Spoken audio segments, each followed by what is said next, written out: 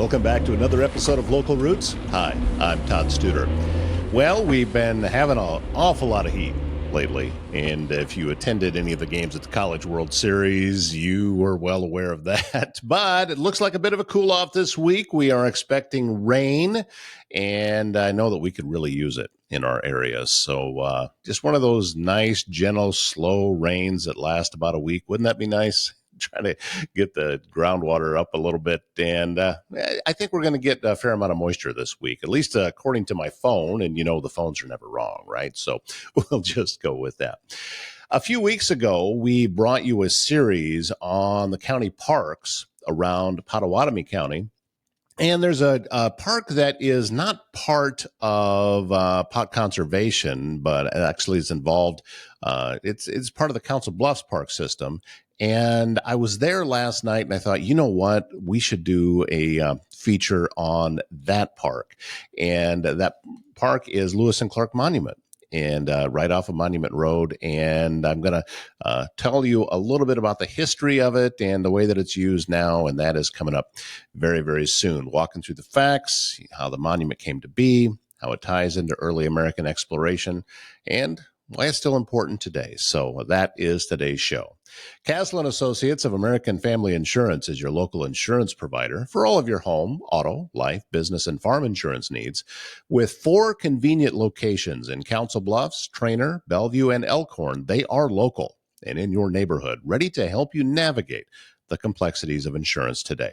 Travis and his team educate, advise, and simplify insurance, all to protect those things you cherish most. Give them a call for your free quote.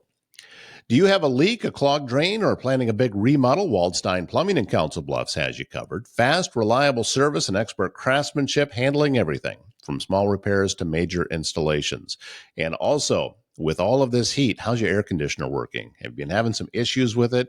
Get a hold of AirServe Heating and Air Conditioning in Council Bluffs. This is the Waldsteins, Travis Waldstein and his son, Hayden Waldstein. And don't forget to look for that latest episode of their podcast called Circle of Trades. All right, Lewis and Clark Monument. Let's start at the beginning. 1803 was the year. President Thomas Jefferson commissioned Meriwether Lewis and William Clark to lead the Corps of Discovery. Their mission was to explore the newly acquired Louisiana Purchase and map a route to the Pacific Ocean. The expedition began in May of 1804 from St. Louis.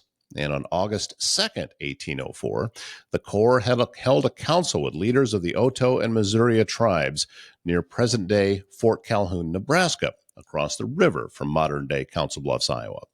Although the council did not take place in Iowa, the city of Council Bluffs takes its name from the event.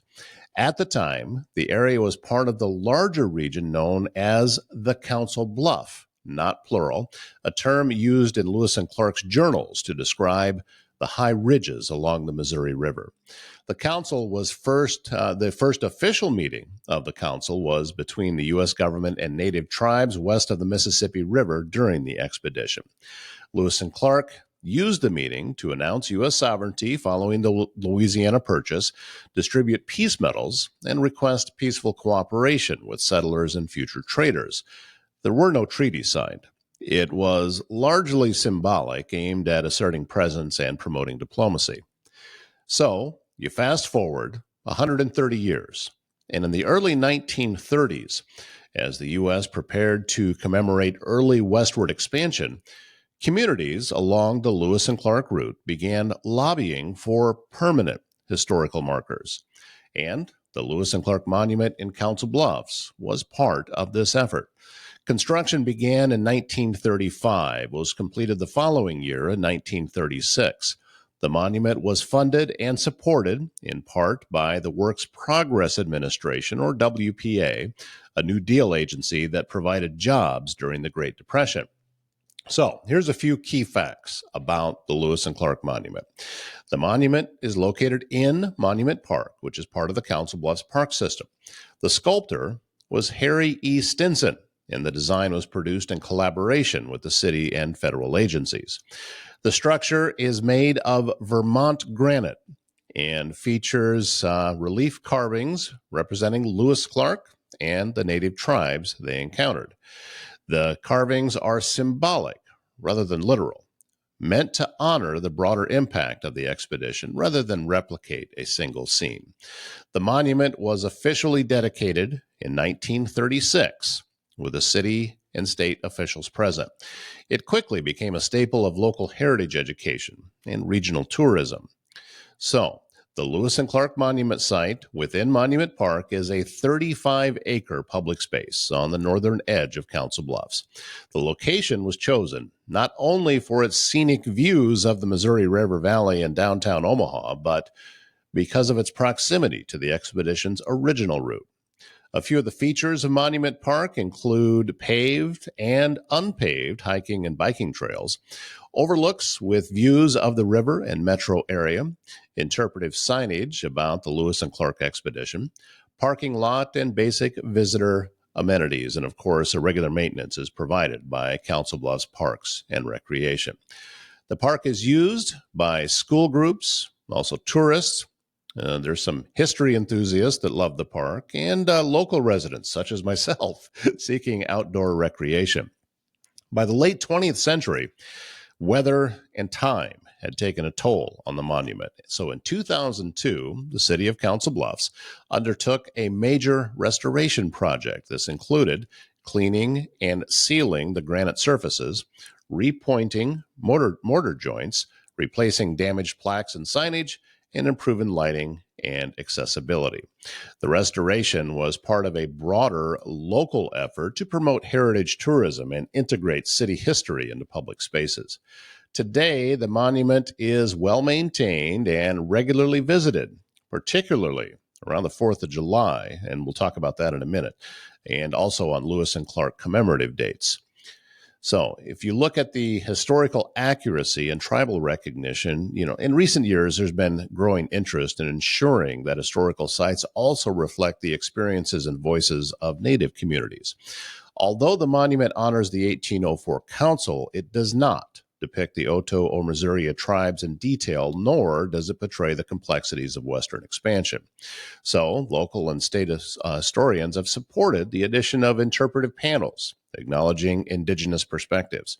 Some of these panels provide more accurate descriptions of the tribes involved and their roles in the region before and after the Lewis and Clark expedition.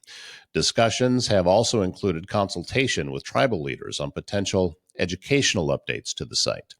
This is all part of an ongoing conversation about how to responsibly commemorate early American exploration while acknowledging its impact on Native peoples. So the monument continues to serve a civic role in Council Bluffs, often including educational field trips, local heritage tourism promotions, outdoor recreation guides, and of course, Lewis and Clark Trail information that is distributed nationally. Council Bluffs is just one of several cities along the National Lewis and Clark Historic Trail, which spans 4,900 miles across 16 states. The city's use of the Council Bluffs name ensures that this location retains a unique identity tied to that early meeting between the Corps of Discovery and Native leaders. The monument also contributes to the city's cultural identity, symbolizing its position on the edge of what was once the American frontier. So today, Lewis and Clark Monument, one of my favorite places, and going to see a sunset, which, by the way, we did last night. And if you're going to be doing that, of course, a stop on the way to the park. If you go up Old Lincoln Highway, we stopped at Krispy Kreme and picked up, their daily sherbet flavors. Yesterday was orange. Yeah, it was pretty good. But you can also come in the other direction by going past Big Lake Park. And so there's a couple of different ways to get there. But when you go up, it's a wonderful location to be able to see a sunset. Now, last night kind of got cloudy where the sun was going down and it really wasn't much of a sunset, but I've seen some spectacular views up there at Lewis and Clark Monument. Now, as I mentioned, on the 4th of July, it'll draw a crowd because all across the city of Omaha, there's folks shooting off fireworks, and you get a view of the entire city. It's one of the most spectacular fireworks displays that you're going to be able to see. And that is one of the advantages of being up there. I would recommend getting there early if you go on the 4th of July this year, because it will fill up. And there'll be a lot of folks staking their spots. So that's one of the places, and parking can become a little bit of a difficulty because there is parking up there, but there's not a lot of parking at Lewis and Clark Monument. So that's one of the reasons why July 4th is so important up there, because of the view. And if you haven't taken in the sunset view at Lewis and Clark Monument, I highly recommend it. It is one of the most beautiful sights that I have seen. And I would also recommend making that stop at Krispy Kreme on the way to get some ice cream. That's the best way to do it, at least according to this one man's opinion. All right, that is what the story about Lewis and Clark Monument here on Local Roots. And another thing I wanted to talk to you about, I've got an idea. And if you've made it this far, I would love to get a comment from you. I'm thinking about having some online webinars teaching folks how to do podcasting. So if you've ever thought about having your own podcast and you don't want to hire somebody like me to produce it for you, you just like to do it yourself, but you don't have all the information, a longer form webinar that we could do, would that be something that you think that you would like to be able to take part in?